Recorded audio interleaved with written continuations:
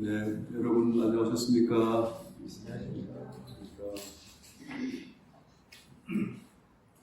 이제 날씨가 이제 완전히 가을로 들어선 건 확실하겠습니다. 뭐 한 달 전만 해도 더워서 그냥 반팔 입고 선풍기 들고 에어컨 틀다가 또 기게 또 계절이 바뀌네요. 그래서 이제 옷도 두툼한 걸 입지 않으면 아침 저녁 춥다고 할 정도로 또 이렇게 변화가 왔습니다. 저희들도 이 열반경 읽은 지가 꽤 돼가지고 거의 이제 막바지에 이르렀습니다. 그래서 이제 부처님께서 열반에 드시고 제자들과 함께 이제 어떻게 장례를 지낼 것인가 하는 의논을 전망하고 있죠. 그래서 전륜 성황에 예우를 해야 된다 해서 앞부분에서 지난번에 저희들 만났을 때 어떻게 하고 뭐 선배를 어떻게 하고 500개월 부르고 뭐 이런 얘기를 쭉 얘기 들었습니다. 자, 그래서 이제 보니까 우리한테는 죽음이라는 말이 좀 더 어울리는데 결국 죽음이라고 하는 것은 누구에게나 다 오거든요. 죽음. 지금 이 대반 열반경의 이제 마지막 부분에서 부처님께서 열반에 드시는 내용을 우리가 보면서 다시 한번 죽음에 대한 생각을 하게 되는데, 일단 죽음은 예외 없이 누구나 다 맞이하게 된다. 예외가 없다. 그게 이제 뭐 평등이란 말을 쓰면 좀 이상합니다만 하여튼 누구든지 여기서 벗어나는 경우는 없다. 그 다음에 언젠지는 모르지만 언제나 그러니까 시간을 알 수가 없이 죽음이 찾아오거든요. 그러니까 먼저 세상에 나왔다 해서 먼저 세상을 떠나는 것이 아니라 다르게 오거든요. 그러니까 언제 올지 모르게 온다. 누구에게는 오지만 오는 것은 참 이제 다르게 온다. 그러니까 언제 올지 모르게 온다. 이게 지금 문제입니다. 그리고 또 세 번째 문제는 어디에서 올지 모른다는 거예요. 집에서 올지, 뭐 어디 여행 가서 올지, 뭐 이게 말해서 어디서 오는지를 예측하기가 어렵다는 거예요. 실제로 그렇죠. 일반적인 얘기예요. 우리 부처님에 해당되는 게 아니라 우리 일반 사람들에게 해당되는 얘기죠. 그래서 언제 어디서 어떻게 죽을지는 아무도 모른다. 그게 이제 네 번째인데요. 그러니까 죽음이라고 하는 것은 누구에게나 오고 언제 올지 모르고 어디서 올지 모르고 아무도 모르는 것이죠. 그래서 이제 죽음이라는 것이 두려운 거예요. 두려운 거죠. 그래서 두려움을 알퐁스 데켄이라는 사람이 9가지로 죽음에 대한 두려움을 이제 쭉 나열해 놨는데 한번 제가 소개해드리면요. 첫째, 고통에 대한 두려움이 있을 거라고 생각한다는 고통. 야, 죽게 되면 뭐 고통 있지 않을까? 왜냐면 죽음을 경험해가지고 말하는 사람이 아무도 없으니까. 그렇죠? 나 죽어봤는데 이렇게 말할 수 있는 사람이 아무도 없거든요. 그러니까 야, 죽음이 고통이 아닐까? 라고 하는 두려움이 이제 있는 거죠. 아무도 경험한 얘기를 전해줄 수가 없으니까. 그 다음에 두 번째는 외로움에 대한 두려움. 외롭죠. 왜냐면 죽음을 혼자밖에 갈 수 없으니까. 누구랑 같이 갈 수 있는 게 아니잖아요. 친구랑 같이 간다든가, 뭐, 옆에, 부인이나 남편과 같이 가는 게 아니라 혼자 가기 때문에 외로울 거다. 이거. 외롭다. 그래서 외로움에 대한 그 두려움이 두 번째. 그 다음에 세 번째는 고통하고 좀 비슷하지만, 뭔가 죽음이라는 게 기꺼이 맞이할 수 있는 게 아니라 좀 뭔가 좀 꺼리는 거잖아요. 불쾌하잖아요. 그렇죠? 누구든지 죽고 싶어 하는 사람 없거든요. 다 꺼리는 거기 때문에 어떤 불쾌한 것에 대한, 꺼리는 것에 대한 두려움이 또 있다는 게 세 번째가 불쾌함. 불쾌한 경험. 이게 경험이지만 그 경험을 누구한테 전해줄 수 없는 불쾌한, 꺼림직한 그 두려움이 이제 세 번째가 되겠고. 그 다음에 네 번째는 자신의 죽음이라는 것이 가족이나 사회에 혹시 짐이 되지 않을까? 내가 이것도 못 맞추고 이것도 또 해야 될 것도 다 못 맞추고 이것도 자식한테 잘못해준 것도 있고 뭐 아내한테 이것도 좀 잘못해준 게 있고 이것저것 내가 좀 미완성으로 남기는 게 살다 보면 있으니까 그런 것들이 이제 부담스러우니까 죽기 전에 이거 다 못했는데 라고 하는 것 때문에 와지는 어떤 뭐 두려움이라기보다도 좀 아쉬움이랄까 이런 감정이 또 있을 거라는 거죠. 그 다음에 이제 네 다섯 번째로 알지 못하는 미지의 세계에 대한 두려움. 죽고 난 다음에 닥쳐올 세계, 그러니까 확실히 잘 모르니까 그 알 수 없는 세계, 사후 세계에 대한 어떤 두려움. 미지의 세계, 두려움. 그 다음에 여섯 번째는 뭐 아까 말씀드린 거와 비슷한 얘기인데 살면서 내가 해야 할, 마땅히 해야 할 일들이 있는데 그 해야 할 그 임무를 다 못 맞췄다고 하는 데 대한 두려움. 너무 비슷한 거죠. 가족과 사회에 짐이 될 수 있는 거는 이제 자기가 짐이 되는 거고, 이번 거는 내가 못한 것에 대한 두려움. 그 비슷한 얘기지만, 하여튼, 아까 거는 짐, 이거는 임무를 다 못 맞췄다는 것에 대한 두려움이고, 그 다음에 개인적인 소멸에 대한 두려움이 있다는 거예요. 나라는 것이 이제 영원히 싹 사라지는 것인가? 어떻게 되는 것인가? 나는 과연 이제 더 이상 없나? 하는 개인의 소멸에 대한 두려움이 또 있다는 거예요. 개인의 소멸. 그 다음에 이건 또 뭐 약간 좀 비슷한 얘기의 반복이지만 삶의 두려움에서 비롯된 죽음에 대한 두려움. 그러니까 살면서 두려웠던 것이 있는데 우리가 뭐 호랑이 보면 무섭고 뭐 무슨 뭐 강도를 만나면 뭐 두렵고 이런 같은 이런 두려운 감정들이 있는데 그런 감정보다 더 큰 죽음에 대한 두려운 감정이 이제 일어날 수 있다는 거죠. 죽음. 그러니까 처음 만난 거니까. 그래서 그런 두려움. 그다음 마지막으로는 아홉 번째는 죽고 나서 심판과 벌을 받게 될 것에 대한 어떤 두려움. 내가 결국 자기만 자기를 알지 뭐 누가 알겠어요. 근데 내가 이런 것도 잘못한 것도 있고 잘못한 것도 있고 뭐도 있고 뭐 이런 것들이 있는데 그 나중에 내가 벌받지 않겠나 심판받지 않겠나 그런 어느 종교나 다 비슷한 거죠. 그리고 불교도 지옥도 있고 아수라도 있고 뭐 축생도 있고 유명해서 나쁜 데 떨어질 수 있다는 것도 결국 그런 거잖아요. 일종의 심판이죠. 그리고 인과에 의한 그 심판이란 말이 좀 이상합니다만 하여튼 그런 결과에 대한 두려움이 있다.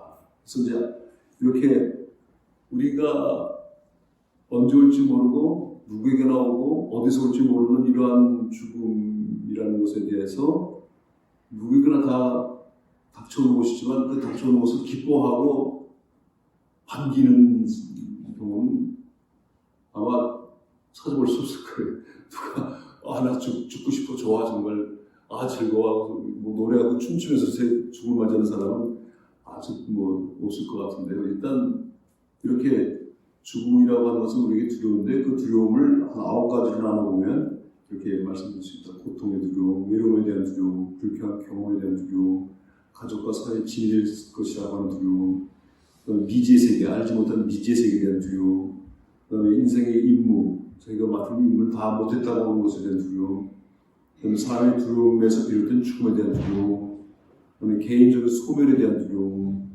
그다음에 죽고 나서 심판이나 벌을 받을 것이라고 하는 그런 생각 때문에 오는 두려움, 이런 두려움들이 일반적인 죽음에 대한 두려움을 이제 얘기하고 있다 이것이고요. 그래서 요즘은 그래서 이제 죽음학이라고 하는 학문이 생길 정도로 이제 죽음이라는 두려울 것이 아니라 어떻게 죽음을 맞이할 것이냐, 어차피 올 것인데 이거 피할 수 있다면야 피하는 방법을 가르치겠지만 피할 수 없는 거잖아요. 어떻게 피해? 아까 말씀드린 것처럼 누구에게 나오고 언제 올지 모르고 어디서 올지 모를 수 있는 것을 피하려고 되는 것이 아니라 맞이하는데 그럼 어떻게 맞이할 것이냐. 그래서 이제 well dying이라는 말이 나오기 시작하는 거예요. well dying. 어떻게 하면 아름다운 죽음이 될 수 있을 것인가. 이게 이제 우리한테 좋은 것이죠. 그래서 일단 우리한테 well dying은 잘 말해주는 이 숫자로 하는 말이 있어요. 9988234 이게 완전히 웰다잉의 아주 핵심이에요. 9988이 뭐냐면 건강하게 산다는 거예요. 9988. 그러니까 적절한 수명이지만 99세 100세까지 사는 것은 적절한 수명보다는 조금 높죠. 그 정도 살면서 100세 시대 되니까 100세 채워야지. 그래서 99나 88 건강하게. 그다음에 234라는 얘기는 병이 없이 산다는 거거든요. 그러니까 웰다잉의 기본 조건은 적절한 수명과 무병, 병이 없이 세상을. 왜냐면 120세 살아도 20년 동안 계속 병석에 누워있으면 어떻게 보면 산다고 말하기 어려울 정도죠. 이게 주변 사람에게 굉장히 많은 부담을 안기고 본인도 상당히 힘들죠. 그렇죠? 아까 두려움이 있는데 가족과 사회에 대한 짐이 될 수 있다는 것 등등등 여러 가지 또 이제 병석에 오게 되면은 뭐 수발 드는 것만 오는 게 아니라 또 거기에 필요한 다양한 부가적인 여러 가지 조건들이 다 구비되어 있기 때문에 그게 이제 또 본인에게도 상당히 부담스럽고 힘든 거죠. 그래서 빨리 죽고 싶어도 죽지 못하는 거예요. 이게 그러니까 웰다잉이 아닌 거죠. 그러니까 두 가지 조건. 하나는 적정한 수명, 그 다음에 건강한 거. 그래서 어쩌고 그렇게 우리나라 사람들이 잘 졌는지 모르겠어요. 99882334 이게 아주 웰다잉의 핵심을 정확하게 숫자로 표현한 것이죠.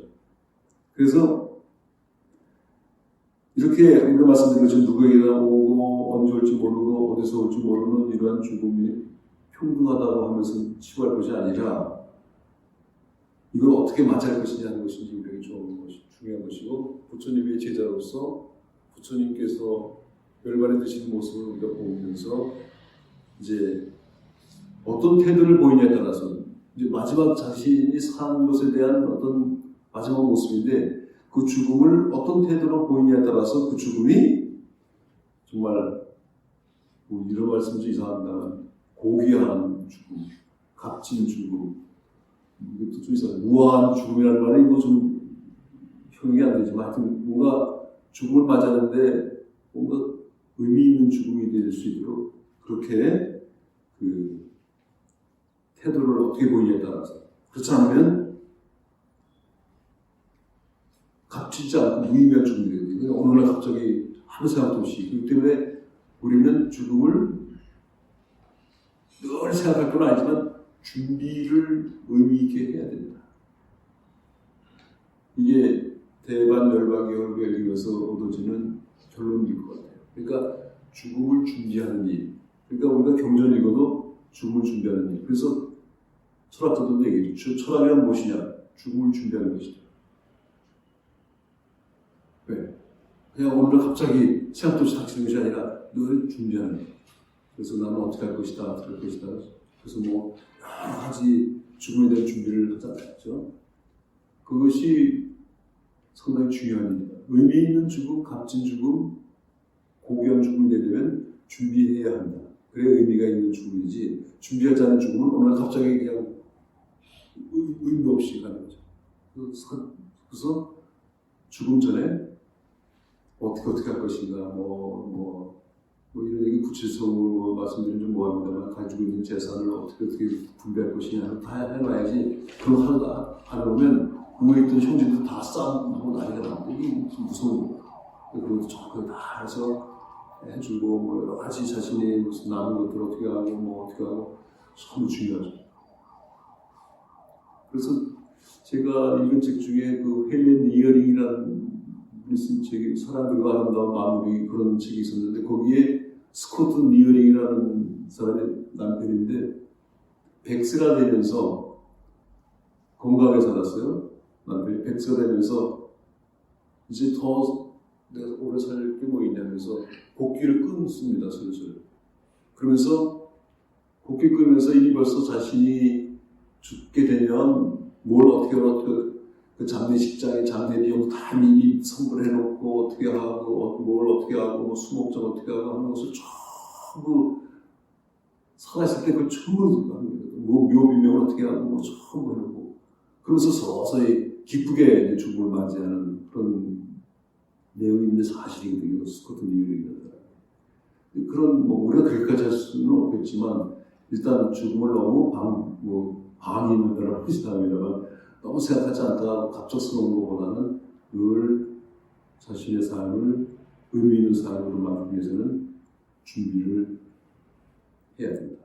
자, 그래서 이제 우리가 죽음에 대한 두려움이 몇 가지가 있고, 그다음에 죽음이라는 것에 대해서 확실히 우리가 알 수 있는 게 무엇이며 이런 얘기를 쭉 말씀드렸고, 우리도 마찬가지로 죽음을 뭐 기쁘게 만드는 것은 좀 이상합니다만은 well dying, 그러니까 잘 죽는 거죠. 그러니까 잘 죽고 의미 있는 죽음. well dying이라는 말은 죽는 게 좋다는 뜻이 아니라 의미 있는 죽음, 복된 죽음, 준비된 죽음을 얘기하는 것이죠. 그래서 이제 자기의 삶을 아름답게 마무리하는 것이 중요하고, 이 마무리라고 하는 것은 하나의 매듭이기 때문에 그 매듭을 가지고 그 다음 매듭으로 연결할 수 있게끔 우리가 잘 준비를 하자라는 뜻으로 말씀을 드렸습니다. 자, 그러면 이제 166쪽으로 한번 우리 교훈 한번 보도록 하겠습니다. 그래서 쿠시나가라의 말라 죽은 아누루타 존자에게 다음과 같이 이유를 물었다. 아누루타 대덕이시여, 저 4명의 말라 죽 지도자들은 머리에 물을 부어 몸을 깨끗이 하는 등 모든 준비를 끝낸 뒤 자, 화장나무에 불을 붙이자 라고 법식대로 했지만 화장나무에 불을 붙일 수 없었나이다. 도대체 무슨 원인, 어떤 이유로 불을 붙일 수 없나이까? 이것에 대해서 아누루타 존자는 대답하였다. 그것은 바세타여 신들의 뜻과 맞지 않기 때문이다. 대덕이시여, 그러면 신들의 뜻은 도대체 무엇이옵니까? 바세타야, 신들은 지금 마하카사파 존자가 500명의 비구들과 함께 하바 마을에서 쿠시나가라 마을로 오고 있다. 그러니 마하카사파 존자가 이곳에 도착하여 세존의 발에 머리를 대고 예배할 때까지는 화장나무에 불을 붙이지 말자라고 생각하고 있느니라. 이제 마하카섭을 얘기한 거죠. 마하카섭파. 아람나이다 대덕이시여, 그러면 그와 같은 신들의 뜻에 따라 마하카섭파 존자가 도착할 때까지 불 붙기를 기다리겠나이다. 그렇게 하고 있는 동안 마하카섭파 존자와 500명의 비구들과 함께 쿠시나가라에 도착하였다. 마하카섭파 존자는 쿠시나가라에 도착하자마자 곧바로 마나족의 마코타 단다나 연지로 왔다. 그리고 세존의 유해를 안치해 놓은 화장나무가 있는 곳에 와서 옷을 왼쪽 어깨에 걸치고 합장하고 화장나무 주위를 오른쪽으로 3번 돌 예를 표하면서 세존의 발에 머리를 대고 예배하였다. 이렇게 하여 마하카섭파 존자와 500명의 기구들이 모두 세존의 유해에 예배하니 세존의 유해를 안치한 화장나무는 저절로 불이 피어나 타올랐다. 이렇게 세존의 유해를 다비했는데 불가사한 일은 유해의 겉살, 속살, 근육, 힘줄, 관절집이 모두 재나 그을림도 남기지 않은 채 완전하게 다 타버리고 단지 유골만 남았던 것이다. 마치 버터나 참기름이 타고 난 다음 재나 그을림이 남지 않은 것처럼 세존의 유해를 다비했을 때에도 겉살, 속살, 근육, 힘줄, 관절집 등이 재나 그을림도 남기지 않은 채 완전히 타버리고 오로지 유골만 남았던 것이다. 이렇게 해서 세존의 유해가 뼈만 남긴 채 모두 타버리자 하늘에서 비가 내리고 또 땅바닥에서는 물을 뿜어 올려 세존의 유해를 안치했던 화장나무에 불을 껐다. 또 쿠시나가라의 말라족도 여러 가지 향수를 뿌려서 불 끈 것을 보았다. 다비가 끝나자 쿠시나가라의 말라족은 세존의 유골을 집회장으로 옮겼다. 그리고 그 주변을 창으로 임시 울타리를 만들어 둘러싸고 또 성체를 온통 화살로 꽂았다. 이렇게 한 쿠시나가라의 말라족은 세존의 유골 사리를 이래 동안 음악과 춤, 꽃, 향 등으로 경외, 존경, 숭배하면서 계속하여 공양을 올렸다. 그 다음으로 넘어가겠습니다. 사리의 분대. 바가다구가 아자타 사투 아사세는 세종께서 쿠시나가라에서 열반에 드셨다는 소식을 듣고 쿠시나가라의 말라족에게 사신을 파견하여 다음과 같이 제의하였다. 전해들은 바로 그러면 세종께서는 성스러운 땅 쿠시나가라에서 열반을 드셨소. 그런데 세종께서는 왕족 출신이었고 우리들도 또한 왕족이요. 그러므로 같은 왕족으로서 우리들은 세존의 사리 분배에 참석할 만한 권리가 있다고 믿소. 게다가 우리는 세존의 사리탑을 건립하여 공양 올릴 장소가 있으므로 부디 세존의 유고를 나누어 주기 바라오. 또 베살리의 리차비족도 세존께서 쿠시나가라에서 열반에 드셨다는 소식을 들었다. 그러자 베살리의 리차비족도 쿠시나가라의 만나족에게 사실을 파견하여 마찬가지로 제의하였다. 즉 전에 들은 바에 의하면 세존께서는 성스러운 땅 쿠시나가라에서 열반에 드셨소. 그런데 세존께서는 왕족 출신이었고 우리들도 또한 왕족이요. 그러므로 같은 왕족으로서 우리들은 세존의 사리 분배에 참여할 권리가 있다고 믿소. 게다가 우리들은 세존의 사리탑을 세워 공양을 올릴 장소가 있으니 부디 세존의 사리를 나누어 주기 바라고. 또 카빌라 바스투의 샤카족도 세존께서는 쿠시나가라에서 열반을 드셨다는 소식을 듣고 사실을 파견해 마찬가지로 제의하였다. 또 알라카파의 부리족도 세존께서 쿠시나가라에서 열반을 드셨다는 소식을 듣고 사실을 파견해 마찬가지로 제의하였다. 또 라마마을의 콜리에족도 세존께서 쿠시나가라에서 열반에 드셨다는 소식을 듣고 쿠시나가라의 만나족에게 사실을 파견하여 마찬가지로 제의하였다. 또 베타디파에 있는 바라문도 세존께서 쿠시나가라에서 열반에 드셨다는 소식을 듣고 쿠시나가라의 만나족에게 사실을 파견하여 다 마찬가지로 제의하였다. 또 파바의 만나족도 세존께서 쿠시나가라에서 열반에 드셨다는 소식을 듣고 쿠시나가라의 만나족에게 사실을 파견하여 마찬가지로 제의하였다. 이와 같이 세존의 사리를 분배해 줄 것을 제의한 각 나라 사신단에게 쿠시나가라의 만나족은 다음과 같이 말하면서 그들의 제의를 거절하였다. 당신들은 여러 가지 이유를 들어 세존의 사리를 분배해달라고 했지만 세존께서는 우리들의 마을 영역 안에서 열반에 드셨던 것이요. 따라서 우리는 당신들의 요구에 응하는 의미가 없다고 믿소. 라고. 이와 같이 쿠시나가라의 만나족이 각 나라 사신단의 제의를 거부하자 주변은 갑자기 험악한 분위기로 감돌았다. 그러자 그 분위기를 알아차린 도난하는 바라문이 그들을 화해시키고자 다음과 같이 말했다. 그대들이여 나의 제언에 귀를 기울이시오. 부처님께서는 인내를 선하시었는데 사람이라면 위없는 분의 살이 그것을 둘러싸고 분쟁하다니 이 어찌 잘한다 말을 할 수 있으리요. 그대들이여 모두 의좋게 8등분으로 서로 나누어 각자 하나를 가진다면 좋으리. 각 지방에 탑을 세운다면 깨끗한 신신 눈 갖춘 부처님은 세상에 가득하리. 그러자 사람들은 이 제안을 받아들이려 하고 다음과 같이 말하였다. 바라문이여 당신이 말한 것은 최선책이요. 우리들은 당신의 의견을 따르겠소. 바라문이여 수고스럽지만 당신이 세존의 사리를 균등하여 8등분으로 주지 않겠소. 잘 알았소 그대들이여. 라고 도나바라문은 대답하였다. 그리고 세존의 사리를 균등하게 8등분으로 나누어 모두에게 주었다. 이렇게 세존의 유골 분배가 끝나자 도나바라문은 모두에게 말했다. 여러분, 이 항아리는 저를 주시오. 이 항아리로 나도 탑을 세워 공양을 올리고자 하오. 그런 항아리를 가질 수 있었다. 그런데 조금 늦게 피팔리바나의 모리아족도 세존께서 쿠시나가라에서 열반에 드셨다는 소식을 듣고 쿠시나가라의 만나족에게 사실을 파견하여 마찬가지로 세존의 사리를 분배해 주도록 요청했다. 그러나 그 사실이 도착했을 때는 이미 세존의 사리를 분배한 다음이었다. 애써서 왔지만 세존의 유고를 이미 분배해버린 뒤라 전혀 나와 있지 않소. 단지 답의할 때에 제가 나와 있으니 괜찮다면 가져가시오. 피팔리바나의 모리아족 사신은 어쩔 수 없이 제만 가지고 돌아왔다. 자, 이렇게 해서 이제 8등분을 해서 부처님의 유고를 이제 다시 말하면 이제 살이죠. 그래서 그 사리탑을 이제 다 조성하게 되고 그 쿠시나가라에 진짜 가면은 이제 탑이 그 사리탑이 그래서 이제 그 사리탑이 꼭 이 종지 엎어놓은 것 같이 이렇게 생겼죠. 그렇죠? 그 탑이 참 중요한데 그 탑의 그 모양이 지방마다 다 다르고 그 인도 같은 경우는 이렇게 생겼고 그다음에 미얀마도 마찬가지로 이렇게 해서 이 컵 엎어놓은 것 같이 이렇게 생겨 있죠. 그 주로 이제 남방 불교는 거의 그런 모양으로 되어 있고, 근데 중국 같은 경우는 또 이제 탑이 전탑이죠. 그래서 모양이 이렇게 밑에가 더 넓고 위로 올라가서 좁게 되어 있는데 전탑이라는 얘기는 뭐냐면 그 황토를 벽돌로 만들어서 구운 게 이제 전이에요. 그러니까 뭐라 말할 수 있냐면 벽돌탑 쉽게 말하면 그 구운 거. 그래서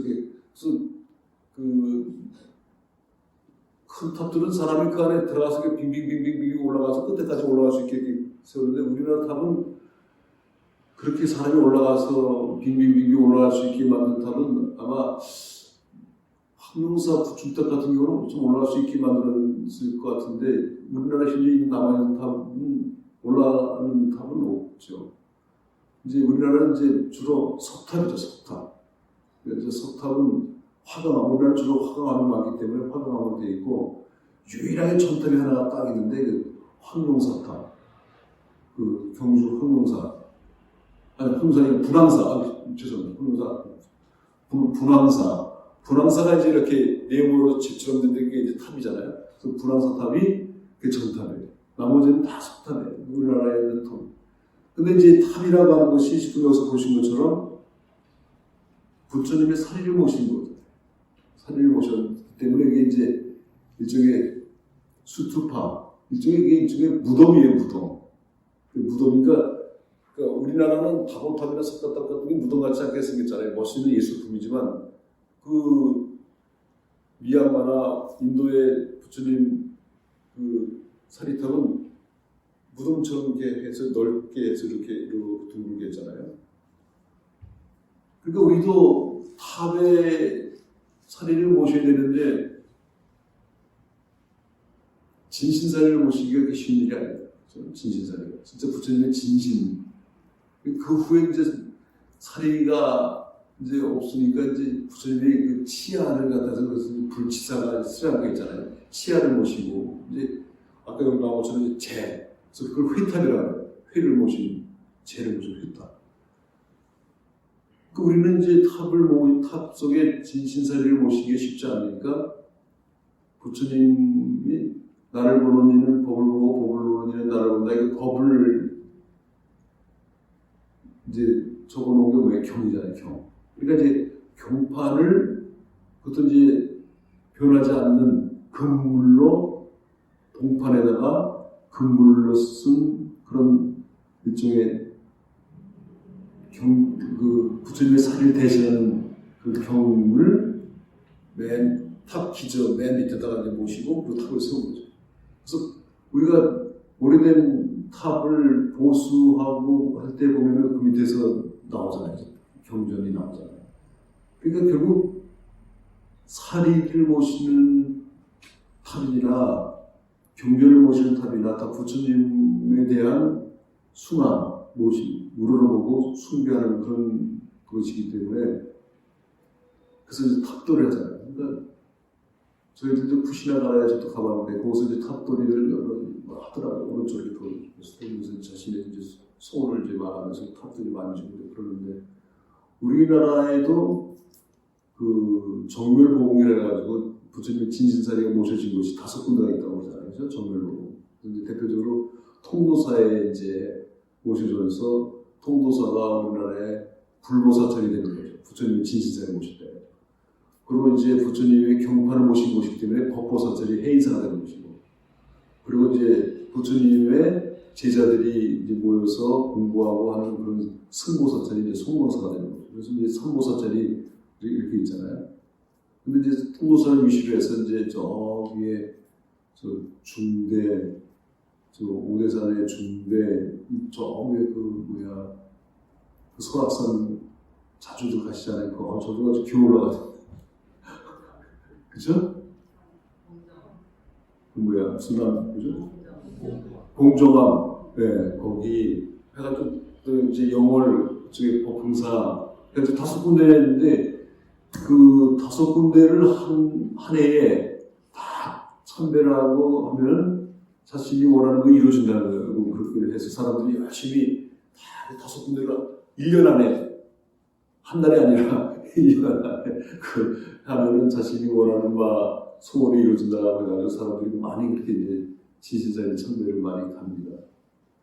그러니까 이렇게 부처님께서 우리에게 남겨주신 말씀은 이제 경으로 남겼지만 사리를 남겨주셔가지고 부처님을 향한 흥모의 그런 순항의 그 마음을 이제 타협해서 표현할 수 있는 그런 기회를 우리에게 주셨죠. 그래서 그 실제로 인도에서는 훌륭한 성인의 그 사리를 모시면 국가가 흥한다는 생각 때문에 서로 나라마다 부처님 사리를 모시려고 서로 이렇게 경쟁을 해서 험악했다고 이렇게 나오는데 실제로 막 엄청나게 험악하게 전쟁이 날 정도로 하고 다른 경전에서 얘기하는데 지금 여기서는 아주 부드럽게 넘어갔습니다만 서로 많이 부처님 사리를 가지려고 그랬다고 이제 나옵니다. 자, 그 다음 또 넘어보겠습니다. 부처님은 영원히 이렇게 사리 일부를 얻은 마가다 국왕 아자타 사투는 라자가의 세존의 사리탑을 세워 공양을 올렸다. 또 베살리의 리차비족도 세존의 사리를 얻어 베살리의 세존의 사리탑을 세워 공양을 올렸다. 또 카필라 바투스의 샤카족도 세존의 사리 일부를 얻어 카필라 바수투의 세존의 사리탑을 세워 공양을 올렸다. 또 알라카파의 브리족도 세존의 사리 일부를 얻어 알라카파의 세존의 사리탑을 세워 공양을 올렸다. 또 라마 마을의 콜리아족도 세존의 사리 일부를 얻어 라마 마을의 세존의 사리탑을 세워 공양을 올렸다. 또 베타디파의 한 바라문도 세존의 사리 일부를 얻어 베타디파의 세존의 사리탑을 세워 공양을 올렸다. 또 파바의 말라족도 세존의 사리 일부를 얻어 파바의 세존의 사리탑을 얻어 세워 공양을 올렸다. 또 쿠시나가라의 말라족도 세존의 사리 일부로서 쿠시나가라의 세존의 사리탑을 세워 공양을 올렸다. 또 도나바라문도 세존의 사리를 얻어 또는 하나를 얻어 탑을 세워 공양을 올렸다. 또 피팔리바나의 모리아족도 세존의 유해를 답비한 재를 얻어 피팔리바나의 탑을 세워 공양을 올렸다. 이리하여 이 세계 8개의 사리탑과 9개의 사리탑 또 10개의 제탑 휘탑이라고 되죠. 휘탑을 합해 모두 10개의 탑이 세워진 것이다. 그러니까 8 탑은 사리를 모셨고 9번째 탑은 항아리, 비난 항아리고 그래도 이제 거기 항아리도 거기다 부처님 유고를 모셨던 사리를 모셨던 항아리니까 뭐 괜찮죠. 그 다음에 이제 남은 재를 모시는 게 10번째 탑이에요. 8마리의 부처님 사리 가운데 7마리 인도 각지에 모시고 남은 사리 1마리는 라마마의 용왕이 마음을 모아 모시는구나. 4개의 치아 가운데 하나는 도리전에 공양 올리고 하나는 간다라 푸라에 있고 에게 있고 카린가 왕도 하나 얻으니 남은 하나는 용왕과 나누어 갖고 모시는구나.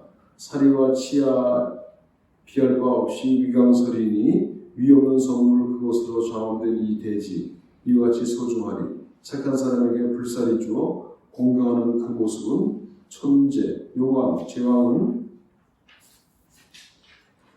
수수한 이에게 공양하지만 그것을 못지않게 공양하고 지심으로 합장 규명하여라. 실로 100불의 시간이 지난다 해도 만나기 어려운 부처님이라니. 자, 부처님은 여기서 말씀으로 영원히 이제 계시고 또 사리탑도 계속해서 이제 아마도 잘 모르겠습니다만은 사리탑이 이제 거기 인도에만 있는 것이 아니라 아마 여러 데 있을 거예요. 사실은 뭐 스리랑카에도 있고 우리나라에도 있는데 진신사리인지 아니니가 중요한 게 아니라 부처님의 사리를 모셨다는 것이 중요하니까. 그리고 어차피 다못하면 석가타면 그런 진사리 안 모셔서도 그 밑에 다 경판이 있고 해서 부처님 말씀이니까 제가 언제나 그런 말씀 드렸죠. 우리 불자님들도 불탑이 돼야 한다. 그 얘기 뭐냐면 부처님의 말씀을 모시어서 탑을 세웠는데 우리가 만약에 내 핸드백이나 주머니에나 부처님 말씀을 어떻게 모시고 다니면 그거 움직이는 탑이다. 그래서 부처님의 말씀을 또 글자로 인쇄된 것을 안 모시고 마음속에만 모셔도 그것도 그게 불탑이다. 근데 불탑은 어떤 것이냐? 부처님께 우리가 불탑을 돌면서 자신이 원하는 바를 이제 소원을 말하고 부처님의 현존을 느끼는 것처럼 내 마음에 부처님의 말씀을 모시고 살면 다른 사람이 나한테 원하는 것을 마치 부처님이 들어주신 것처럼 우리도 그 사람에게 내가 해줄 수 있는 것을 해줄 수 있는 사람. 왜냐하면 연기법이 나라는 존재는 나를 둘러싸고 있는 모든 것과 끊어질 수 없는, 헤어질 수 없는 관계를 맺고 있다는 거잖아요. 그렇죠? 우리는 그거 생각하지 않고 나는 나, 너는 너라고 생각하지만 나와 너 사이는 자타불이라는 걸 우리가 공부했잖아요. 불이라고 말할 수 없는 거죠. 나와 너는 하나는 아니에요. 동일하지 않지만 나와 너는 뗄 수 없는 관계예요. 그 관계가. 그렇기 때문에 지옥에 있는 중생들도 나와 관계이기 때문에 부처님보살님 가셔서 그들을 다 구제하겠다는. 왜?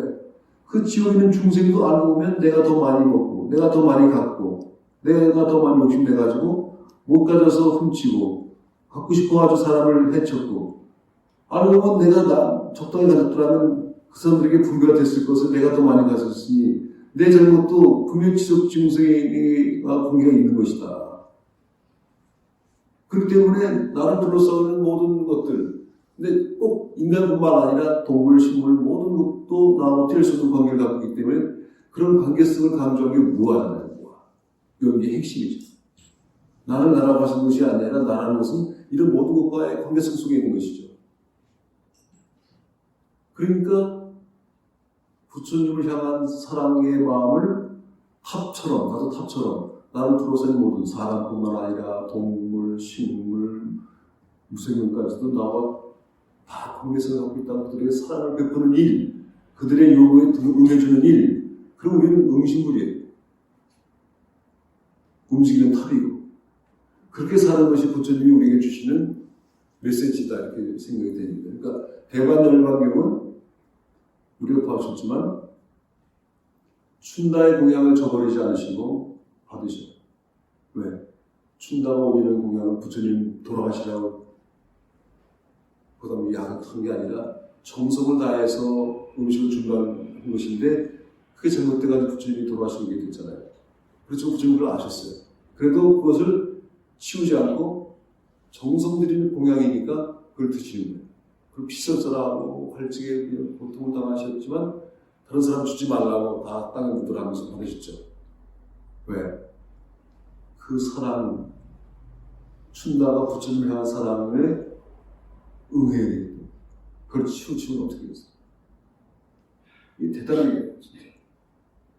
악법, 제가 벌써 이 얘기 벌써 몇 차례 강조했습니다. 악법도 법다면서 독배를 하셨다는 소크라테스보다 이건 차원이 다른 거예요. 그건 법이었어요. 그 당시 법. 소크라테스가 그 그리스의 청년들을 이상한 데로 이끈다 해가지고 그 받은 일종의 그 심판을 받은 거거든요. 근데 부처님께서 받으신 음식은 그런 게 아니죠. 근데 그걸 받아들여요. 그러면서 나를 열반에 이끌게 한 춘다는 천상에 태어날 것이고, 그러니까 너희들은 춘다가 나 올리신 그 고향 올린 그 음식을 부처님께서 드시고 이제 열반에 드셨다고 해서 막 손가락질하고 춘다 덕분에 부처님 돌아가셨다고 해서 사람들이 막 춘다를 그냥 비난할 텐데 그거 못하게 하라고 하면서 오히려 춘다는 높임을 받은 것이다 라고 말씀을 하시잖아요. 아나한테 부탁하죠. 이 엄청난, 그러니까 어떻게 보면은 제가 몇 번 말씀드리지만 불교의 가르침은 나를 둘러싸고 있는 모든 것을 향해서 나를 열고 그들을 받아들이고 사랑하라는 것이 깨달음의 요차가 전체입니다. 그게 나를 둘러싸고 있는 모든 것. 그러니까 오죽하면 화엄에서는 도둑도 필요하고 다 필요한 거예요. 도둑이 있어야 경찰도 있고 검사도 있고 변호사도 있고 간수도 있고 다 먹고 살고, 환자가 있어야 의사도 있고 간호사도 있고 약사도 있고 병원도 있고, 이 전부 여기서 대긍정이잖아요. 대긍정. 화엄은 부정이 없어요. 다 긍정하는 거예요. 그러니까 페랭이 꽃도 좋고, 뭐 한미꽃도 좋고, 무슨 뭐 봉숭아꽃도 좋고, 뭐 글라디오스 좋고, 다 꽃이라는 거예요. 다 필요한 것이에요. 잡초라는 게 없다는 이렇게 대긍정을 하는 거예요. 나를 둘러싸이는 모든 것들을 살아갈 수 있는 그 넓은 마음을 부처님께서 우리에게 당부하신 것이다. 그러니까 그 후춘다의 공양의 큰 사건을 우리가 그냥 넘길 것이 아니라, 어떻게 보면 불교는 제가 말씀드린 것처럼 우주적 사랑을 실현하는 것이구나. 그러니까 이웃이라고 해서 사람만이 아니고 우리 불자만이 아니라 그 범위가 우주적이다. 범위가. 그래서 우주적 사랑을 실천하는 것이 바로 부처님께서 우리에게 주는 메시지다. 저는 그렇게 생각하면서 대관열반경을 이제 너무 오랫동안 우리가 이제 이런 얘기를 끝내고 그 다음 성경으로 넘어가도록 하겠습니다. 자, 볼까요? 이와 같이 나는 들었다. 어느 날 세종께서 사바티 외곽에 있는 제타숲의 아나타 핀디카 동산에 머물고 계셨다. 그때 세종은 아침 일찍 의관을 갖추시고 사바티로 탁발하러 가셨다. 그런데 그때 많은 제자들이 장로 아난다가 있는 곳으로 와서 이와 같이 말했다. 벗 아난다여, 우리들은 세종께서 직접 법을 법을 듣고자 왔소. 우리들이 세종에게 직접 법을 들을 수 있는 것은 행복한 일이요. 그렇다면 장로들이여, 바라문이사는 란마카의 초암으로 가도록 하고 틀림없이 직접 설법을 들을 수 있을 것이요 그렇게 하겠소. 라고 비구들은 장로 아난다에게 답했다. 그때 세종께서는 사바티에서 탁발공을 끝내고 돌아오셨다. 그리고 아난다에게 말씀하셨다. 아난다여, 우리는 공연이 끝났으니 풋바라마의 미가라 마투 강당에 올라가서 쉬도록 하자. 스승이여, 잘 알았습니다라고 장로 아난다는 세종께 답했다. 이리하여 세종께서는 장로 아난다와 함께 풋바라마의 미가라 마투 강당에 가시어 쉬셨다. 세종께서는 저녁 무렵 명상에서 일어나 장로 아난다에게 말씀하셨다. 아난다여, 우리 풋바쿠타카 강물에 가서 몸을 씻도록 하자. 세종께서는 아난다와 함께 목욕을 하고자 풋바쿠타카 강으로 가셨다. 목욕을 하고 강둑에 올라와 옷 하나만을 걸치고 몸을 말리면서 아난다는 세종께 여쭈었다. 스승이시여, 바람은 랑마카의 초암이 근처에 있습니다. 스승이시여, 랑마카의 초암은 편안합니다. 그리고 랑마카의 초암에 있으면 마음이 청정해집니다. 스승이시여, 가능하다면 랑마카의 초암에 가서 쉬시는 것이 좋을 듯 합니다.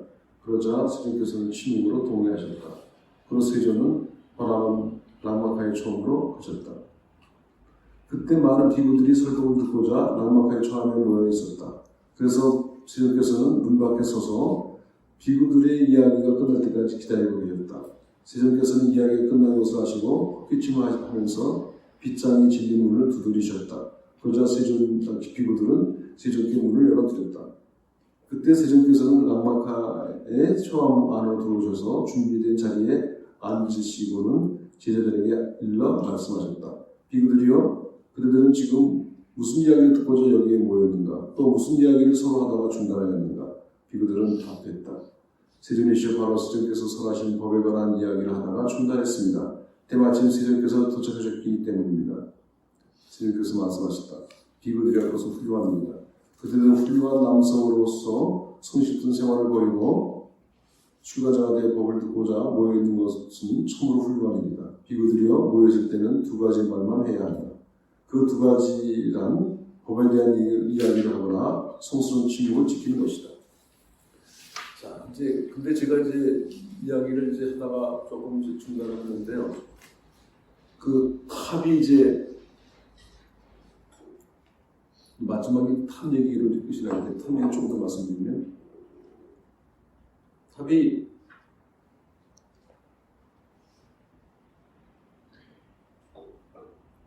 지난 금요일날 제가 그 학술대회를 하면서 사회를 보고 총 좌장을 하고 한 5시간 반을 일을 하고 왔는데요. 그 10개탑을 만들자는 그런 모임이 있어요. 십계탑이라는 게 뭐냐면 맨 밑에가 지옥, 축생, 또 이제 아귀, 아수라, 인간, 그다음에 이제 천상, 그다음에 이제 연각, 소문, 보살, 불 이렇게 해서 이제 10층으로 된 것을 탑을 조성을 해서 그 탑이 그냥 우리 그 화강암 탑이 아니라 좀 크게 남산타워 같이 이제 그렇게 좀 넓게 해서 이렇게 올려서 10개의 이제 층을 이제 만들면서 아직 그런 시도가 없기 때문에 그걸 해야 되지 않겠냐. 1층에가 되든 아니 지하층이 되든 지옥 같은 경험을 하게 동영상 내지는 AR, VR에서 가상 현실 같은 걸 해서 뭐 이렇게 이제 요즘 그런 거 많이 하잖아요. 얼굴 쓰고 마치 진짜 지옥 온 것 같은 느낌을 하는 그런 가상 현실을 느끼게 해서 지옥도 뭐 여러 가지인데 지옥이 뭐 좀더 50이 지옥인데요. 무간조 아비족이라가지고 지옥도 다양한 지옥인데 그걸 다 할 수는 없지만 하여튼 지옥의 그 참혹한 것을 소리, 음악, 동영상 같은 걸로 이제 느끼게 체험할 수 있게끔 지옥이라는 이런 것이 더 무섭죠. 실제로 저 막 칼이 날라오고 그렇게 하는 걸 만들고 그 다음 이후로 이제 축생 세계, 그 다음에 이제 아기 세계, 아수라 세계, 인간 세계, 뭐 생명사 이렇게 해가지고 쭉 올라가면서 이제 성문연가 해가지고 이제 보살 불까지 올라가면서 어떤 불교의 그 교리 내지는 불교의 세계를 말과 글에 갇혀 있는데 요즘은 동영상 시대라고 할 수 있잖아요. 정보 전달도 요즘은 말과 글 하는 것보다도 만화나 무슨 동영상 만화나 유튜브나 이런 걸로 많이 정보 전달이 이루어지고 있잖아요. 그러니까 불교의 교리도 경전을 읽기 싫어하고 말 듣기 싫어하는 신세대들에게 새로운 어떤 획기적인 어떤 포교랄까 불교의 교리를 전달하는 방법을 좀 바꾸자.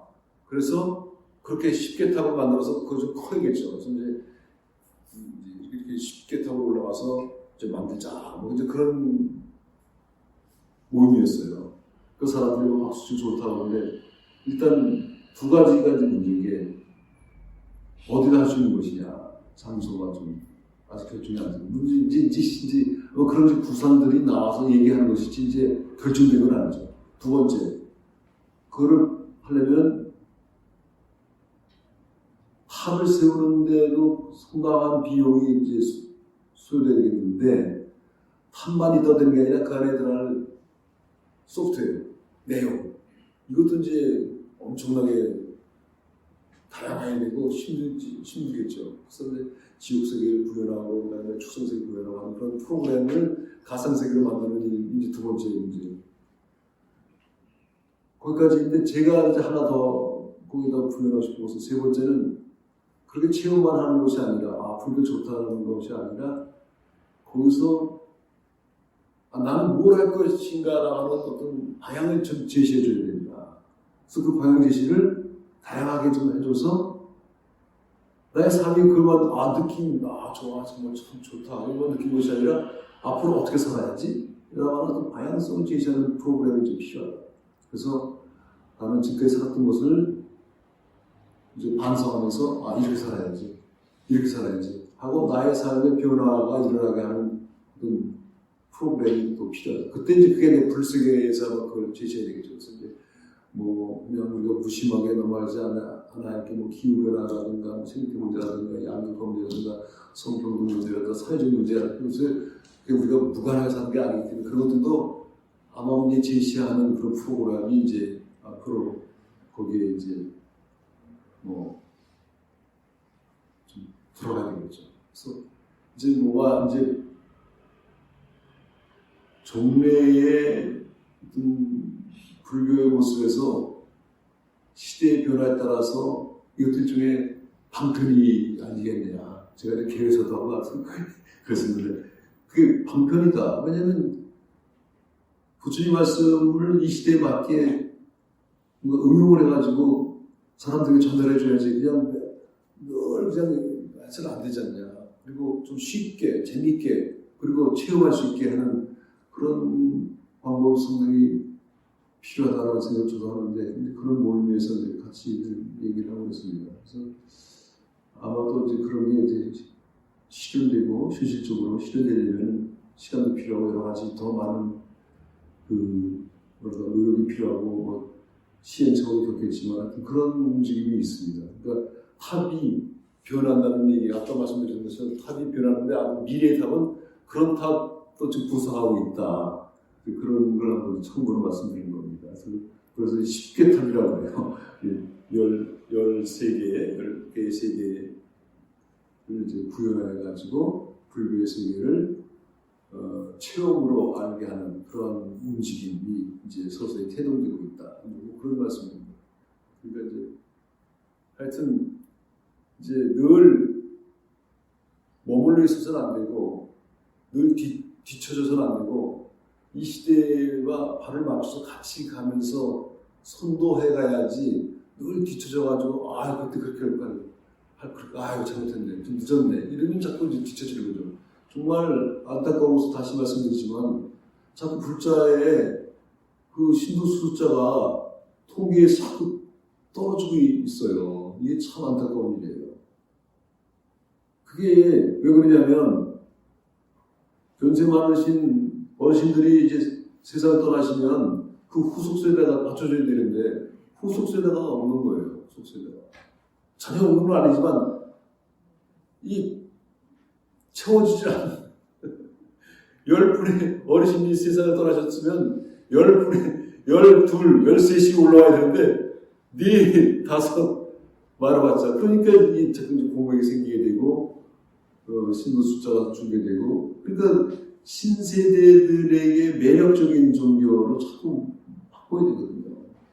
신세대들에게 그게 지금 정말 중요해요.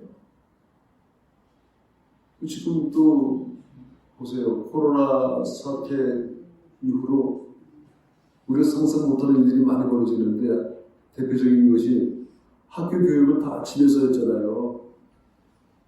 줌 해가지고 비대면 강의를 해가지고 집에 앉아서 애들이 컴퓨터에 앉아서 했잖아요. 선생님은 직접 본 게 아니라 이렇게 지금 그게 이제 일상화돼가지고 그게 거의 이제 익숙해졌어요. 보면 저도 학생들, 대학원 학생들이 하고 한 달에 2번씩 줌을 통해서 스터디를 해요. 스터디를 하게 되면은 예전 때 같으면 이런 비대면 없을 때는 모이고 교통 앞에서 15분 늦었어요. 이번에도 뭐 있어가지고 뭐 해요. 하면서 여러 가지 제약적인 것이 공간적 제약, 시간적 제약이 있었는데 줌 강의라니까 밤 8시 수요일날 괜찮지? 밤 8시부터 한 10시까지 2시간 줌 켜놓고 하니까 맨 처음에 좀 어색했었는데 지금은 이제 익숙해져가지고 이거 참 좋다.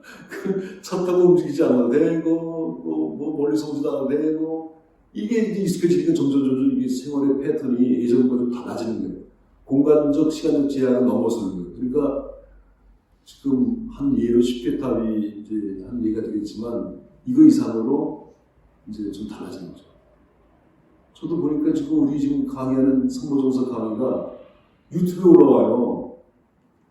그래가지고 저는 몰랐는데 누가 유튜브에서 제게 많이 나온다는 거죠.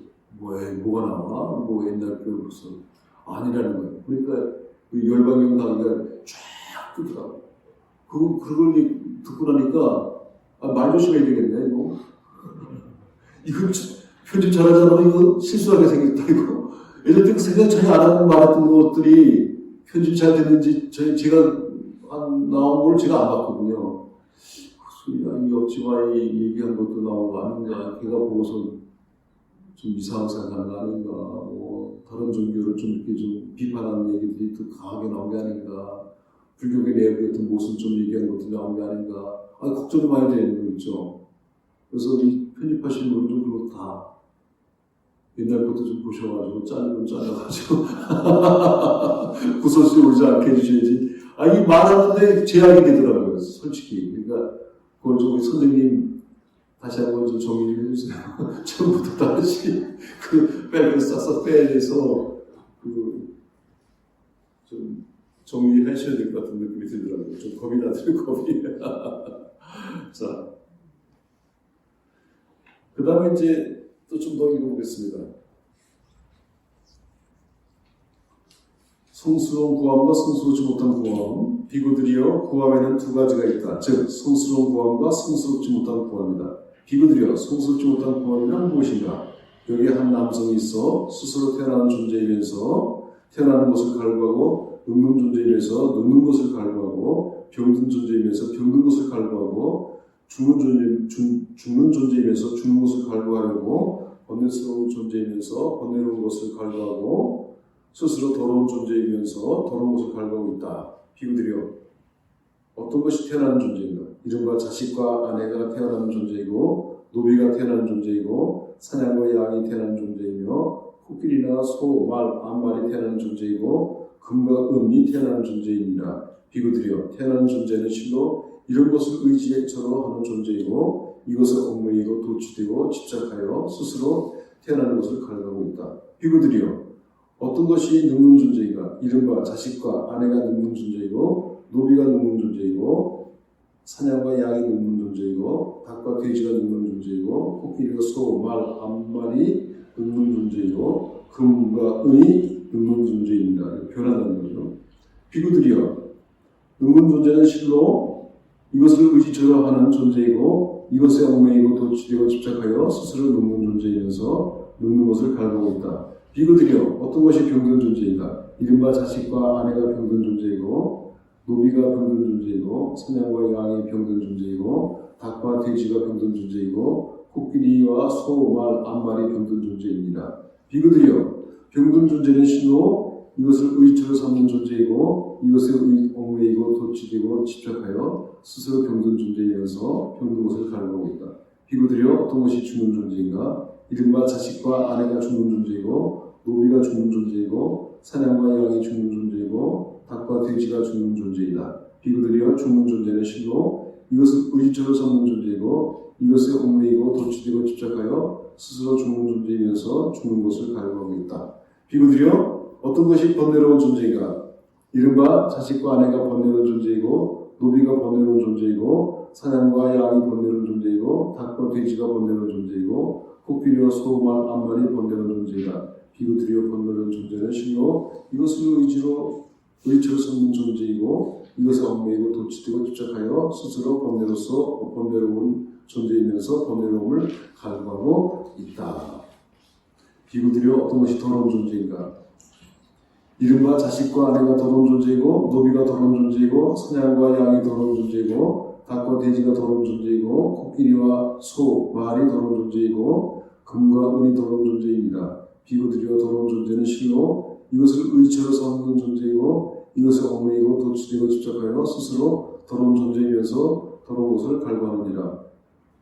이렇게 해서 계속 생로병사 번뇌 이런 것을 갈구하면서 계속 벗어나지 못하는 거죠. 그러니까 그 틀에서 벗어나지 못하는 존재들이 지금 쭉 나열되고 있잖아요. 그럼 그 반대로 성스러운 존재가 뭐냐? 거기 얽매여가지고 그냥 생로병사가 얽매여서 생태를 향하고 그러니까 늙으려고 하지 않지만 늙어지고 그냥 계속 이렇게 돌아가는 그런 것을 성스럽지 못한 갈구라는 거죠. 일종의 갈구, 구한다는 거죠. 그러면 그 반대는 뭐냐? 비구들이여 성스러운 구하면 무엇이냐? 그 반대가 뭐냐면 비구들이여 여기에 한 남자가 있어 스스로 태어난 존재면서 태어남에 허물을 알아 태어나지 않고 더없이 완전한 안락을 구하고 스스로 늙는 존재이면서 늙음에 허물을 알아 늙지 않고 더없이 완전한 안락을 구하고 스스로 병든 존재이면서 병듦에 허물을 알아 병들지 않고 스스로 더없이 완전한 안락을 구하고 스스로 번뇌로운 존재이면서 번뇌로움에 허물을 알아 번뇌롭지 않은 더없이 완전한 안락을 구하고 스스로 더러운 존재이면서 더러움의 허물을 알아 더럽지 않은 더없이 완전한 안락을 구하고 있다. 비구들이여 이것이 바로 성스러움을 구함이니라. 그러니까 아까는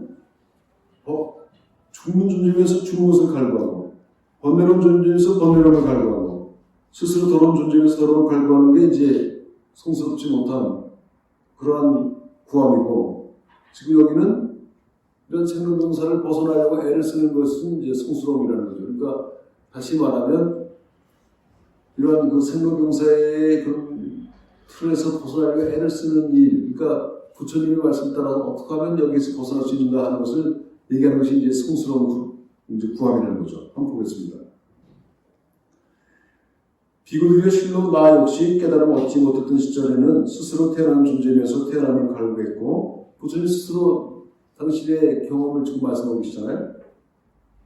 늙은 존재면서 늙음을 갈구했고, 병든 존재면서 병든 존재를 갈구했고, 죽는 존재면서 죽음을 갈구했고, 번뇌로운 존재면서 번뇌로움을 갈구했고, 더러운 존재면서 더러움을 갈구했느니라. 비구들이 그때 내게 이와 같은 생각이 일어났었다. 그러니까 일반적인 사람들은 다 이렇게 생로병사의 그런 틀에서 벗어나지 못하고 그 속에서 그냥 산다는 거죠. 갈구라는 뭐 좋아하는 것보다 그 속에서 벗어나지 못하고 계속 태어나 살고 이런 거라는 거죠. 벗어나지 못하고.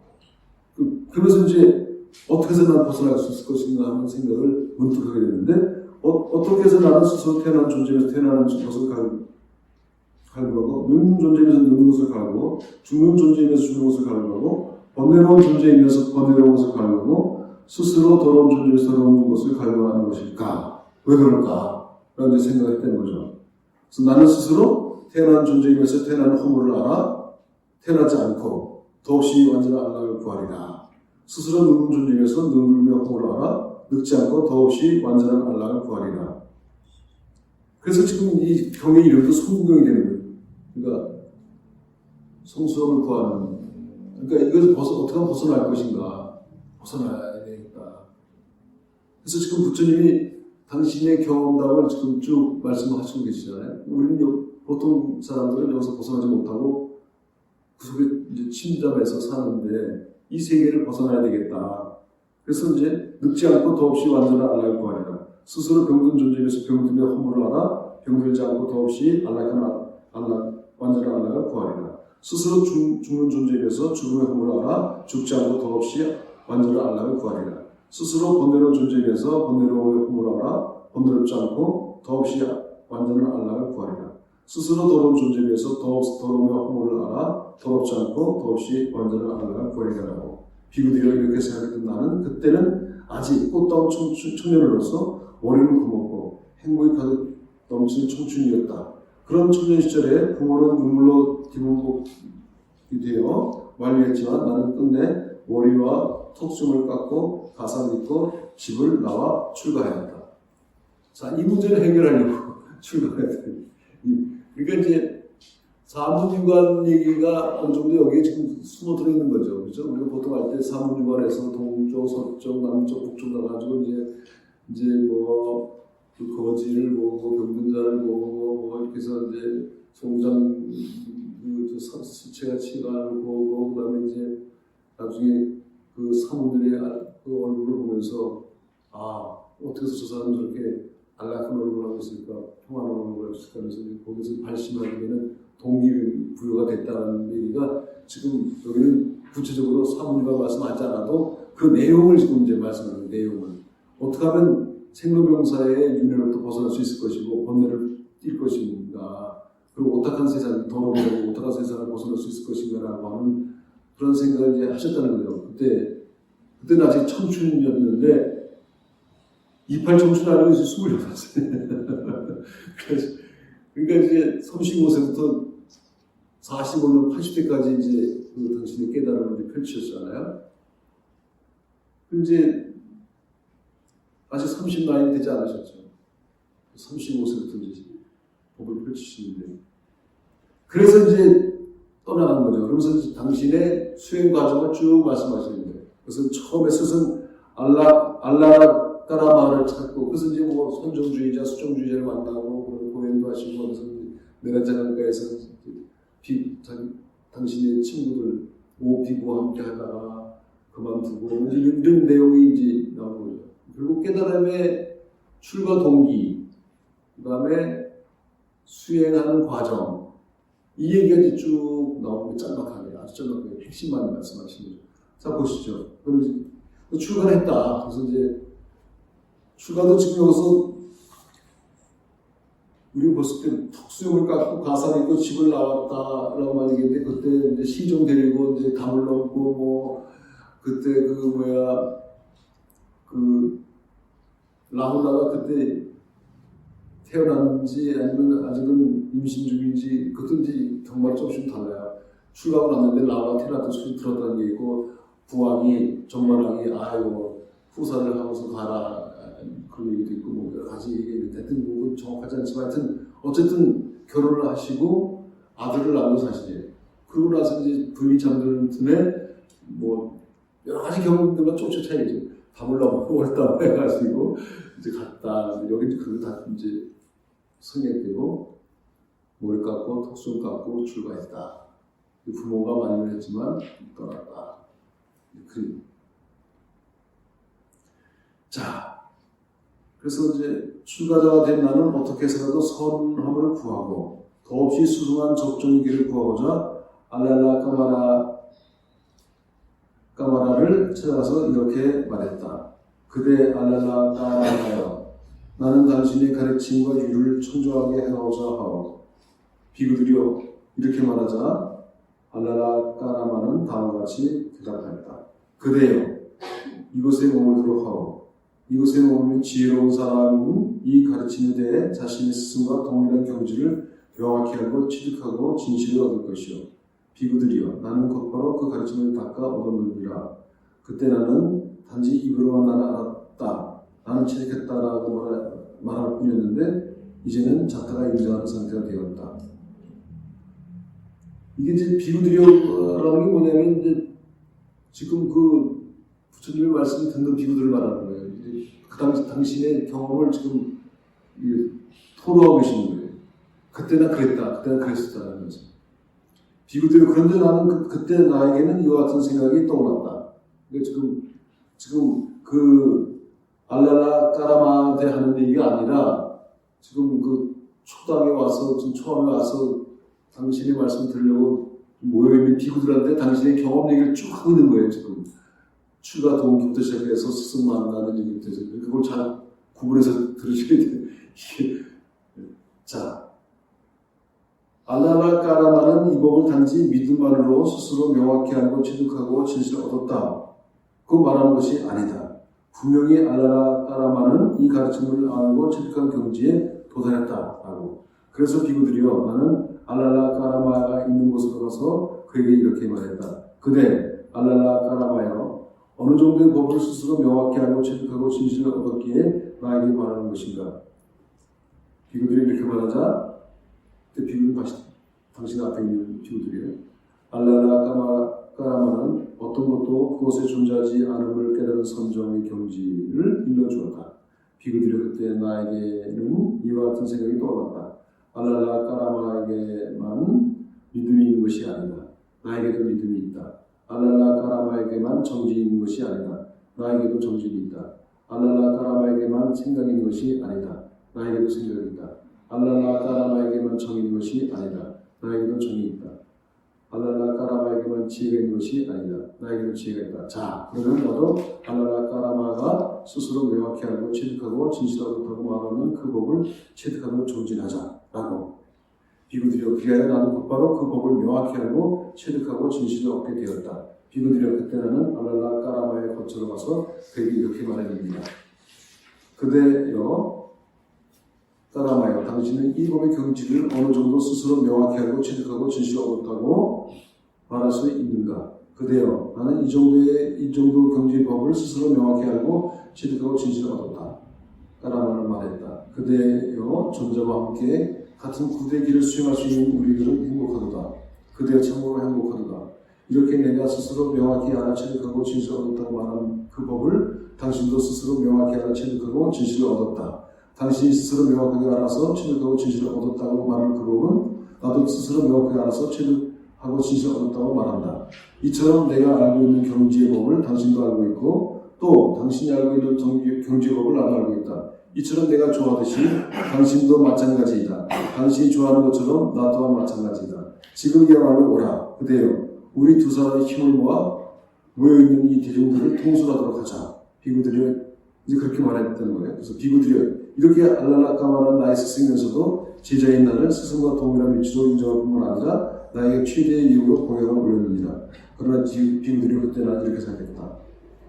어떤 것도 존재하지 않는다는 것을 깨달은 선정의 경지, 물 소유처를 떠나는 경지로 인도되지 못하고, 욕심을 떠나는 경지로 인도되지 못하고, 욕망을 멸하는 경지로 인도되지 못하고, 적정의 경지로 인도되지 못하고, 깨달음을 인도되지 못하고, 정각으로 인도되지 못하고, 열반을 인도되지 못한다라고 비구들여 벗어나는 그 복을 존중하지 않고 그 복을 만족하지 않고 떠난다.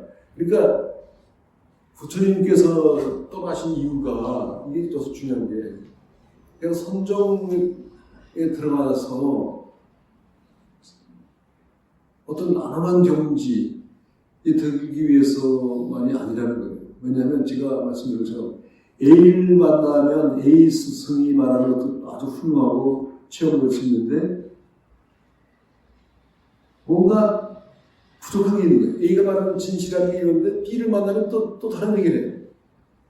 A도 진리라 하고 B도 진리라는데 또 다른 얘기를 하고 겹치는 부분이 좀 있는 거예요. A가 얘기하거나 B가 얘기하는 거나 다 말할 수 있는 경지, 그리고 나 혼자만이 안락하고 편안한 상태가 되는 것이 아니라 모든 존재와 함께 편안하고 안락하고 이 존재의 실상이 뭔가를 찾는 것이 중요한 거죠. 혼자 경지에 들어서서 무념무상의 경지 들어가고 비상비비상측 그다음에 그런 경지 들어가서 들어가고 거의 멸진적이 들어가고 이렇게 해가지고 나 혼자 그거 빠졌다고 해서 해결되는 게 아니고 이 세상의 모든 문제, 모든 문제를 해결하고 싶은데 아까 나온 것처럼 아까 나오죠. 안마도 나오고 속도 나오고 다 나오잖아요. 모든 존재들을 향한 그것을 해결하고 싶은데 A가 얘기하는 건 A가 얘기하는 대로, B가 얘기하는 건 B가 얘기하는 대로 다 다른 얘기를 하는데 나름대로는 맞지만 다 얘기가 자기 입장에 따라 다른 거예요. 그러니까 제가 말씀드린 것처럼 KTX가 서울에서 부산을 가는데 서울 사람들은 간다라는 말하고 부산 사람 온다라는 게 사실이 진리거든요. KTX는 부산을 향해서 가고 사라지고 하고 있잖아요. 근데 부산을 점점 오고 있잖아요. 그럼 A가 맞는 건가 B가 맞는 건가? A는 A대로 맞고 B는 B대로 맞잖아요. 다른 얘기를 하잖아요. 간다도 맞고 온다도 맞고. 어떻게 A가 B가 다 만족할 만한 얘기 할 수 있는 거야? 연기법을 얘기하는 거예요. 중도. 그게 이제 부처님이 갖고 있는 큰 틀인 거예요. 아예 어떤 사상, 철학에서 어떤 사상 가지고도 자기의 삶을 그 철학에 맞춰 살 수 있지만 그게 참 인류에게 해당되지 않는 거예요. 그러니까 부처님은 A도 맞고 B도 맞을 수 있는 이거 A는 A대로 B는 B대로 유리된 것이 아니라 이렇게 A한테도 맞고 B에도 맞는 거를 찾아야 되는, 그래야 전체의 우주적 진리가 무엇인가를 찾아내야 되는데 그게 바로 이런 기법이에요. 그러니까 거기서 나오신 게 중도고 거기서 나오신 게 무화가 되는 거예요. 그러니까 불교의 핵심은 무화가 되는 거예요. 그러니까 무화는 그럼 뭐로 실천할 수 있느냐? 그냥 무분별지로 분별하지 않는 모든 존재를 향한 무분별의 사랑. 그게 보살인 거예요. 그래서 이제 보살이 탄생하게 되는 거예요. 보살은 어떤 보살이에요? 나 지금 이렇게 안락한 데 빠지지 않고 모든 중생을 다 구하리라 번뇌거든 사원성하고 모든 중생을 다 구하겠다는 그런 큰 원을 세우게 되는 거예요. 그때 원을 세우는 거죠. 그러니까 우리도 보살의 상승하는 것은 원을 세워야 되는 것이죠. 부처님이 우리한테 주시는 그런 메시지는 혼자서 안원하게 사는 것보다는 모든 중생을 사랑할 수 있는 무아의 경지로서 원을 세우고 모든 존재를 사랑하라. 그러니까 자비, 그러니까 지혜 자비는 지혜는 어떤 지혜냐? 바로 무아의 지혜고 중도의 지혜죠. 그리고 그 중도의 지혜가 실현되는 것은 뭐예요? 자비가 뭐예요? 자비는 한마디로 사랑이에요. 이렇게 되는 거죠. 그러니까 말하면 자비, 지혜가 아니라 지혜 속에는 연기의 지혜, 안야의 지혜가 연기의 지혜고 공의 지혜고 공이라는 건 바로 중도의 지혜고 이게 지혜죠. 공이라는 건 바로 뭐예요? 제법 무아가 제법 일체 개공이고 똑같은 얘기입니다. 그래서 그 지혜의 실천이 바로 자비이기 때문에 지혜 실천이 나와지는 게 바로, 그래서 우리가 법회할 때마다 늘 큰 소리로 독송하는 반야바람때 신경에, 반야바람때 신경은 바로 지혜의 압축이잖아요. 지혜의 압축인데 누가 나옵니까? 문수가 나옵니까? 아니죠. 누가 나와요? 자비가 나오죠. 누구? 관세음보살. 관세음보살. 관자지보살. 그래서 행심 반야바람이라는 거잖아요. 행심. 행심이라는 거는 지혜를 실천하는데 그러니까 사랑을 해야 돼요. 그러니까 사랑, 자비, 화신, 관세보살이 그 짤막한 반야바람이다 신경의 주인공으로 등장하죠. 그게 불교의 핵심이라고 볼 수 있는 거예요. 부처님도 그런 그 메시지를 우리에게 던지시는 거예요. 그러니까 깨닫는다는 것은 철저한 자기 위주의 그 깨달음이 아니라 부처님의 깨달음은 모든 우주를 향한 자신의 확산을 얘기하는 거예요. 그러니까 나라는 확산하고 피면 무화가 되잖아요. 쪼르면 쭈고 주면 자가 되지만 피면 뭐가 되고 무화가 되잖아요. 그 피는 작업은 뭐예요? 사랑의 작업이죠. 저 우주를 향해서 자기를 펼쳐서 전개시키는 거예요. 오므리면 뭐예요? 자아에 빠진 거. 피면 뭐가 되죠? 무화가 되잖아요. 펼 수 있는 거예요. 그러니까 자꾸 피라는, 그러니까 뭐가 나오는가? 제일 먼저 보시라는 피는 거예요. 그러니까 육바람을 뱉어나오면 뭐 펴라, 펼쳐라. 보시가 펼치는 거잖아요. 나를 펼치는 게 보시잖아요. 그 보시가 꼭 제 보시가 있나요? 내 거를 다 펼치는 게 보시잖아요. 그죠? 그래서 보시, 제 보시, 보이시는 게 다 펼치는 거거든요. 나 혼자가 아니라 나를 둘러싸는 모든 존재와 함께 공생하고 상생하겠다는 것이죠. 그게 우주의 원리라고 지금 알려주시는 거죠. 대반영감도 바로 그거예요. 우리 춘다의 공연도 그렇고 다 그러죠. 그러니까 부처님이 열반의 의미, 그걸 우리가 잘 아셔야 되겠다는 생각을 이제 조금 뒷부분 나온 거는 마지막으로 하고요. 오늘은 이제 여기까지 선정주의, 그다음에 그 다음 스승님들 만나는데 수정주의 만나는데 거기 두 스승이 그 당시로서는 최고의 스승들이지만 거기서 만족하지 못하시고 이제 떠나가죠. 이제 떠나서 이제 가시는 거예요. 니란자 국가를 가시는 거예요. 가서 이제 마지막 깨달음을 얻으시는데 그 깨달음이 바로 뭐냐? 중도, 지금 말씀하신 중도에 가르친 연기에 가르친 거, 모든 것을 다 담을 수 있는. 그래서 제가 항상 주장하는 게 불교는 부패식 가르침이 아닙니다. 요건 부패식이 아니에요. 연기로 다 담아요. 한꺼번에 다 담죠. 그래서 불교의 위대성을 보게 있다. 그래서 깨달음을 전개해요. 깨달음을 전개해요. 그래서 그 깨달음을 기반으로 한 종교. 그래서 깨달음의 내용을 우리 실천하고 살면 돼요. 또 깨달을 필요는 없어요. 깨우치면 돼요. 부처님께서 깨달으신 내용을 깨우치면 돼요. 뭘 또 깨달을 게 뭐 있어요? 부처님이 깨달은 오신 걸 잘 못 알아듣는 것을 깨우치는 거예요. 우리 공부하는 깨달으려고 하는 게 아니라 깨우치려고 하는 거예요. 아, 미처 몰랐어. 아, 그게 그거였구나. 이거죠. 그게 깨달음 아니에요. 깨우치는 거죠. 자, 오늘 여기까지 하겠습니다. 감사합니다.